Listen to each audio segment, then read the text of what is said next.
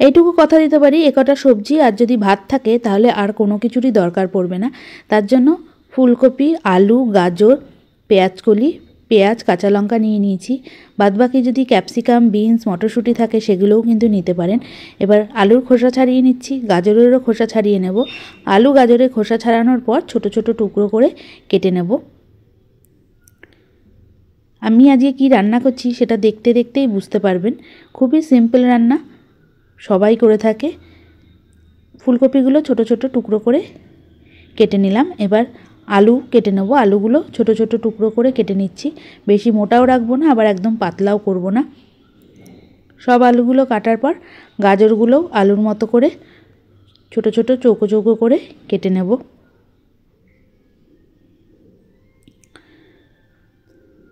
শীতকালে এইসব সবজি দিয়ে ভাত খেতে কিন্তু খুবই ভালো লাগে।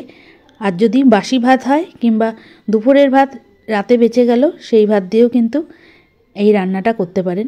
আগেই বলেছি, আমার মতো আপনারা সবাই এইভাবে রান্না করে থাকবেন। পেঁয়াজটাও কেটে নিচ্ছি। এবার পেঁয়াজকলি কেটে নেব। পেঁয়াজকলির বদলে যদি পেঁয়াজ শাক থাকে সেটাও দিতে পারেন।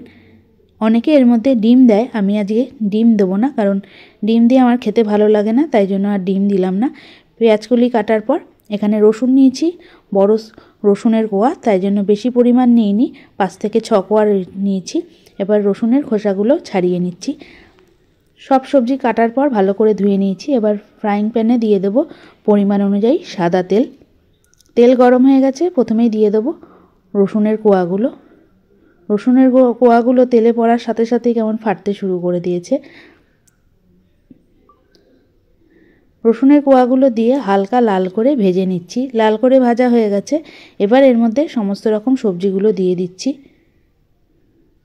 সবজিগুলো দিয়ে খুব ভালোভাবে ভেজে নেব, মিনিট 4 মতো মিডিয়াম আঁচে, যাতে ভাজতে ভাজতেই সবজিগুলো সিদ্ধ হয়ে যায়। আজকে দুপুরের ভাত দিয়ে তৈরি করছি ভাত ভাজা। আগেই বলেছি একটু অন্যরকমভাবে করব, হয়তো আমার মতো করে অনেকেই এইভাবে ভাত ভাজা তৈরি করেন। দিয়ে দিলাম স্বাদ অনুযায়ী লবণ, আজকে হলুদ দেব না। আর অনেকে এই সবজির মধ্যে ডিম ভেঙে দেয়, আমি সেটা পছন্দ করি না বলে ডিমটাও দিইনি। এবার এর মধ্যে দিয়ে দিলাম কাঁচা লঙ্কা কুচি। কাঁচা লঙ্কাগুলো একটু বড় বড় করে কেটেছি। সবজিগুলো লাল করে ভাজা হয়ে গেছে, পরিমাণেও কমে গেছে। এবার এর মধ্যে দিয়ে দেবো দুপুরের ভাত।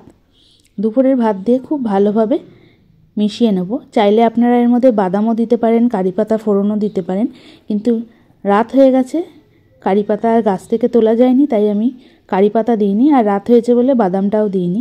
খুব ভালোভাবে মিশিয়ে নিলাম। এবার ওপর থেকে দিয়ে দেবো কিছুটা পরিমাণ চিলি ফ্লেক্স।